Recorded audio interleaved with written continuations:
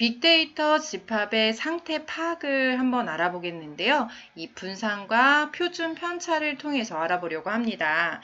이 데이터 분석의 문제의 상황을 파악하기에 가장 좋은 방법은 이 수집된 데이터의 흩어진 정도에 치우친 정도를 관찰하는 것인데요. 이때 데이터의 흩어진 정도에 치우친 정도를 통해서 이 문제 상황을 정확하게 파악하면서 이 분석 방향을 올바르게 잡을 수도 있고 또 그에 따라서 데이터와 메타데이터를 수정, 보완, 변경, 추가 수집해서 더 가능성 높은 대안을 유도해낼 수가 있습니다.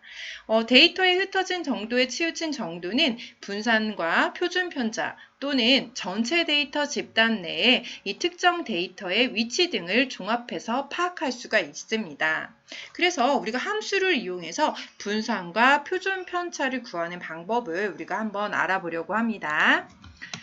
그러면 여러분들 PPT 보시면은 내용이 좀 나와 있죠? 수집된 데이터의 흩어진 정도와 치우친 정도를 관찰할 수 있는 값이라고 나와 있고요. 우리가 분산을 보면 이 분산은 편차의 제곱에 대한 평균이고요. 또 표준 편차는 이 분산의 제곱근이라고 할 수가 있습니다.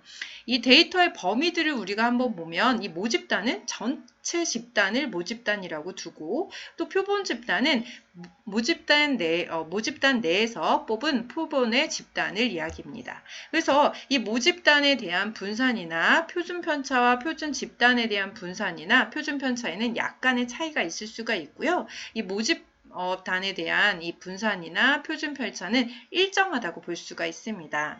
그래서 이 표준 집단에 대한 분산이나 표준 편차는 뽑은 표본에 따라 차이가 이렇게 다르게 나타나기도 한다는 거 여러분들 이해하시면 될 것 같습니다. 그래서 이 함수를 우리가 볼 수가 있는데요. 이 var.p 함수 그리고 stvev.p 함수 이렇게 나와 있는데요. 이것을 모집단의 분산과 표준 편차라고 우리가 알아볼 수가 있습니다. 그리고 또 var.s 함수와 또 stdev.s 함수 이런 것들은 또 이제 어떤 약자를 통해서 알 수가 있는데요. 이런 부분들은 좀 이 함수가 있다고만 보시고 우리가 넘어가면 좋을 것 같습니다. 그래서 표준 집단의 어떤 분산과 표준 편차에 대한 이 함수들이 이렇게 나타나고 있고요.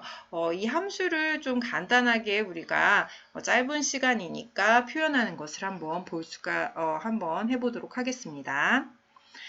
그러면 예제 16-1번을 저처럼 이렇게 준비를 해주시고 하시면 될 것 같고요. 중간의 합의 분산과 표준 편차를 우리가 한번 구해보려고 합니다. 이 중간의 합 100에서 우리가 한번 구해보려고 하는데요. 일단 저 아래에 내려가 보면 이 모집단에 대한 분산의 값을 한번 구해보려고 합니다. 모집단에 대한 분산은 우리가 VAR로 우리가 P로 구할 수가 있습니다. 그래서 이 부분 더블 클릭하면 함수가 나오죠. 함수 부분 체크하시고요. 우리가 이 G2부터 그죠? 중간 합을 전체적으로 끌어서 잡아주시고 닫아주시면 됩니다. 그래서 G2부터 G54까지에 해당하는 부분입니다. 그래서 엔터 하시면 쉽게 이 모집단에 대한 분산의 값을 우리가 함수로 구할 수가 있고요. 또 var.s를 통해서는 ar.s를 통해서는 표본 집단에 대한 분산을 우리가 구할 수가 있습니다. 이 부분도 동일하게 여기에서 제일 앞에 있는 중간 합의 100의 점수부터 시작해서 나타나는 거 볼 수가 있죠. 그리고 모집된 단에 대한 표준 편차는 우리가 stdev라는 우리가 함수를 사용해서 p를 사용해서 우리가 사용해 보겠습니다. 그래서 이렇게 나와 있죠. 더블 클릭하면 나오죠. 그래서 여기에서부터 또 여기까지 잡아서 우리가 확인을 해보면 될 것 같고요. 닫아주시고요. 또 마지막으로 우리가 이 표본 집단에 대한 표준 편차를 또 S, T, D, ev.s 함수를 사용해서 구하려고 합니다.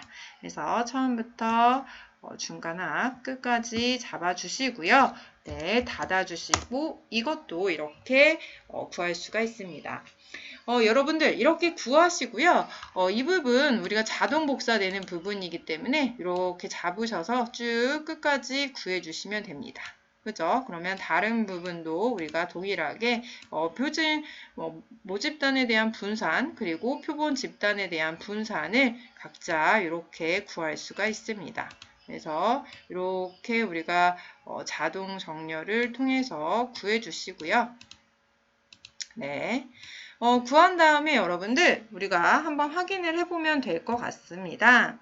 우리가 이렇게 표준 편차를 이렇게 보시면은 여기에서 우리가 퀴즈 이 출석의 100의 이 표준 편차가 가장 작다는 것을 우리가 확인할 수가 있습니다. 그래서 여기 보면 출석 있죠? 이 출석은 여기 보시면 이 표준 편차가 제일 작은 부분으로 우리가 나타나고 있죠. 7대로 해가지고 그죠?